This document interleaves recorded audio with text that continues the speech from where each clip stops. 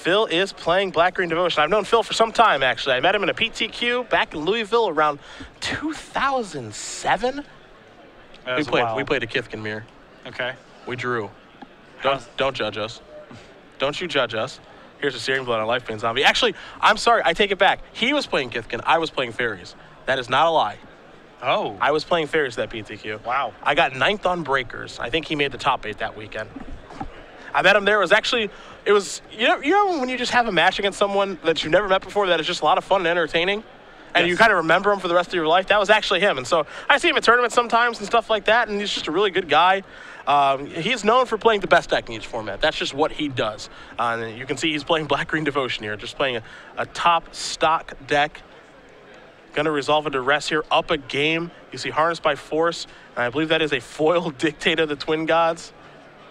So this is basically mono red devotion that's taking place here that does have Dictate. You've got Reckoners, Rakdos Cackler, Prophetic Flamespeaker, Ash Zealot, Chandra's Phoenix, Fanatic of Mogus, Lightning Strikes, Magma Jets. You got some cool stuff going on here with Nykthos. 0 copies of Perforos. Pretty interesting. That's a little surprising. Yep.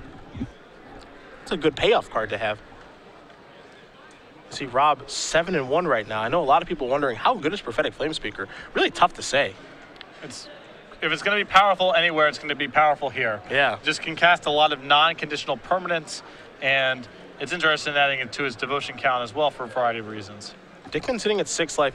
Bemrich sitting at 16. Dickman trying to close this one out before he gets burned out. Now he does know about the Dictate of the Twin Gods that is in Bemrich's hand. Here's the thing, that's a symmetrical effect. He gets to play to the end of the turn, and then he gets, one shot basically at doing something awesome. So we're going to see what happens here. Because we know the other card in Bemrich's hand is Harnessed by Force, so you can take the Life Pain Zombie and actually kill him with it.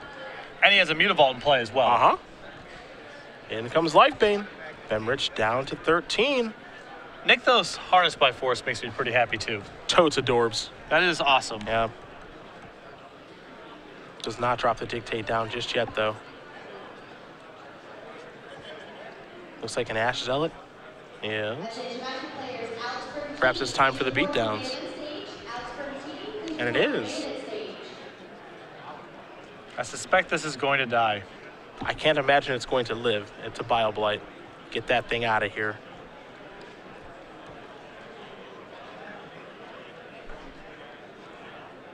Swamp is the draw here for Dickman. Gonna play that. Wonder if he has a Grave Merchant here. That would be pretty important.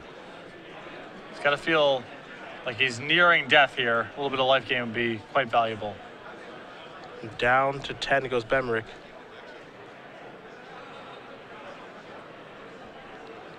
There's a Grey Merchant. Dickman going to gain 4. He goes up to 10. Bemrich goes down to 6. You can see Dickman definitely has a lot of respect for what Bemrich is capable of doing over there. He's being very, very cautious even before tapping out for what seems to be a very obvious Grey Merchant. He knows that he could die from nowhere. Bemrich just has to pass the turn back now. Dickman with the ability to attack for 5, but 5 is not 6.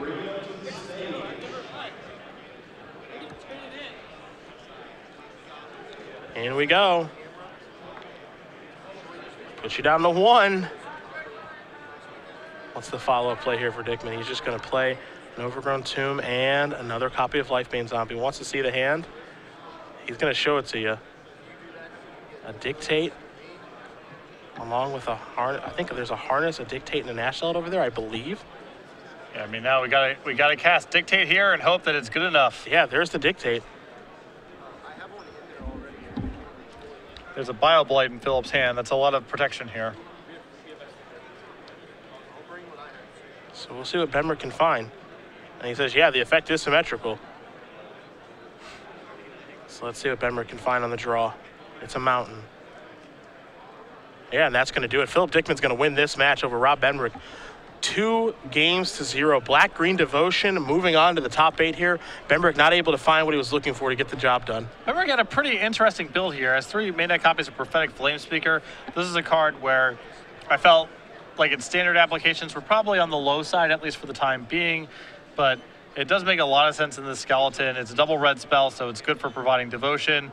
You have a lot of cheap permanents you can just cast off of it, and you know, with various pump effects like Madcap skills, which he's also playing, that's a lot of damage. Yeah, you got to wonder about what's the appropriate devotion build now, because we haven't seen red devotion for some time now. So Prophetic Flamespeaker gives him another 3-drop.